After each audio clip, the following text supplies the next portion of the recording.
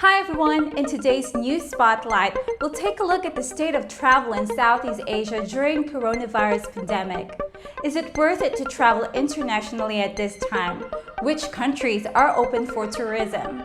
My name is Angeline and this is the Daily Watch.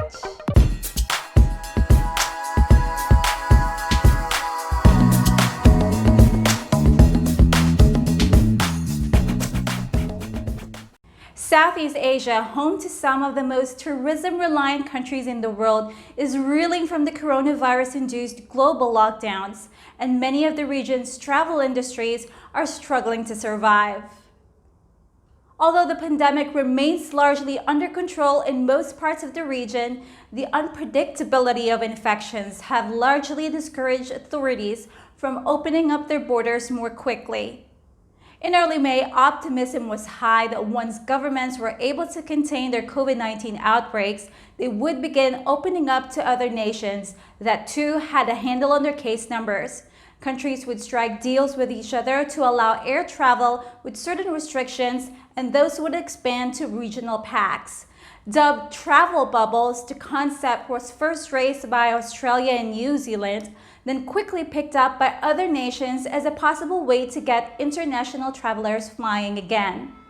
For a number of reasons, those bubbles, also called air corridors, have yet to materialize in Asia, and borders largely still remain closed to foreign entry.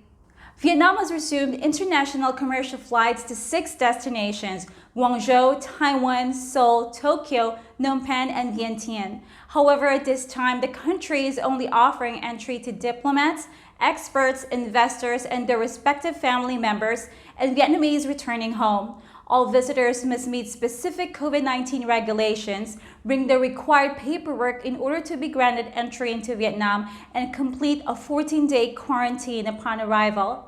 The Singapore border remains open to all Singapore citizens and permanent residents. All other travelers who wish to enter Singapore must obtain prior approval from relevant authorities. Singapore has safe travel arrangements with selected countries, including Vietnam, New Zealand, Korea, Japan, and Malaysia, to name a few. In the Philippines, borders remain closed to foreign travelers until further notice. Filipino nationals, spouses or children of nationals, and residents returning from abroad are exempt from the entry ban and may be subject to quarantine for a maximum of 14 days or COVID-19 testing upon arrival. The Department of Civil Aviation of Myanmar has extended the entry ban on all international flights to the country until further notice. All foreigners are still not allowed to enter Brunei Darussalam, including immediate transit passengers, until further notice. Meanwhile, all passengers, including flight crew, diplomats, and officials of foreign embassies and their family members coming from France, Germany, Italy, Spain, Iran, and the United States of America, are now allowed to enter Cambodia. All foreign nationals are still barred from entering and transiting through Indonesia, except for Indonesian nationals, holder of permanent or temporary resident card, diplomatic and official visa, or diplomatic and official residence permit.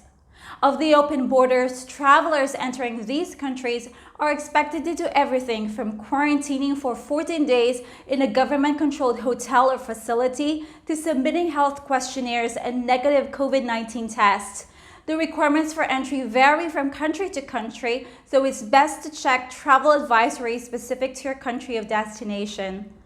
Overall, with the cost of quarantine, hassle of paperwork, risk of exposure to COVID-19, most people may be repelled from traveling internationally during this period. The good news is most countries are promoting domestic tourism, which can be a good alternative for those wanting to scratch the itch of a travel bug. That's it for today. If you liked today's video or learned anything new, press the like button. Subscribe and ring the bell to get the latest news from the Daily Watch. See you next time.